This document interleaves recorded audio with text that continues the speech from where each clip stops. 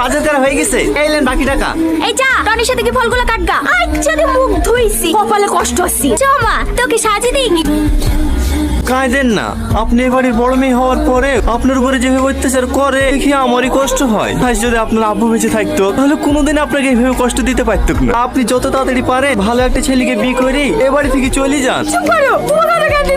এই সালমা, মানুষ চলে এসেছে, তাড়াতাড়ি ফলগুলো রেডি করলে আয়। হ্যাঁ আসছি মা। চাকরি ভাই বছর খানিক হইলো, আর আব্বা পাটের ব্যবসা করে, ওইগুলো দেখাশোনা করতো। আপনাদের বাড়ি রংপুরের বাজারে, হ্যাঁ না ভিতর পানে?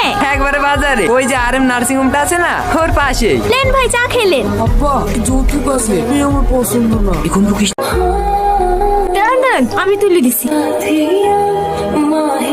সরি চলছে নাকি? না না ঠিক আছে।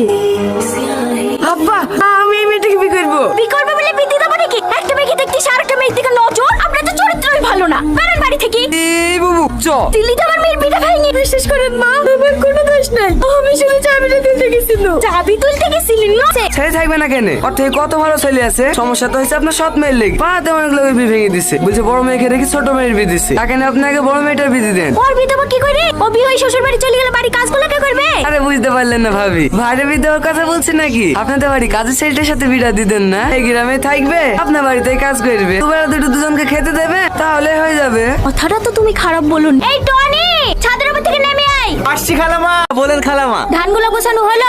হ্যাঁ খালামা হয়ে গেছে, আর দু বস্তা মতন হবে। ঠিক আছে পরে করিস, যা পাঞ্জাবি পরে আইগা। কেন খালামা? আমার মেয়ের সাথে তোর বিয়ে দেবো। আপনার মেয়ের সাথে? আমার মেয়ের সাথে না, সৎ মেয়ের সাথে। ঠিক আছে খালাম্মা, আমি রেডি হয়ে আসছি। এই লাও খাবারটা খেয়ে লাও। আমি জানি আমার সাথে বিয়ে হয়েছে বলি তুমি মন খারাপ করে কিচ্ছু খাওনি। আমি বুঝতে পেরেছি তোমার আমাকে একটুও পছন্দ না, কিন্তু আমি যদি বিয়েটা না করতাম তাহলে হয়তো আমার থেকে কোনো খারাপ ছেলের সঙ্গে তোমার বিয়ে দিয়ে দিত। আমি শুধু তোমার কথা ভেবে এই বিয়েটা করেছি। খেয়ে শুয়ে পড়ো, ভয় পেও না। আমি কোনোদিনও স্বামীর অধিকার নিয়ে তোমার সামনে এসে দাঁড়াবো না, সেইটুকু বিশ্বাস করতে পারো।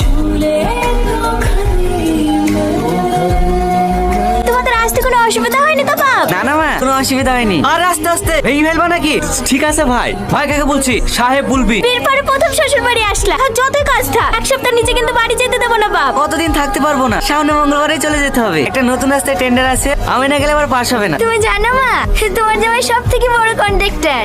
তোমার জামাইয়ের আন্ডারে 200-এরও বেশি লোক কাজ করে। তোমার জামাইয়ের ওখানে বিশাল সম্মান, কেউ স্যার ছাড়া কথাই বলে না। আর আমাদের অশিক্ষিত গুলো আছে, তাকে কি বলি সম্মান দেয় সেটাই জানেন। ওষুধটা খেয়ে কম হলো? হ্যাঁ একটু কম লাগছে। এই লাও হাতাতে চা করিলে আসনু, খেয়ে লাও, মাথা ধরেটা কমে যাবে। তুমি একটু আরাম করো, আজকে ও বাড়িতে কাজে যেতে হবে না। না না ভাই এসছে, ভালো মন্দ খাবার করতে হবে, না গেলে হয়। ও আমি ম্যানেজ করে নেবো, এ অসুস্থ শরীরে আজ যেতে হবে না। কিনে আমার বদলে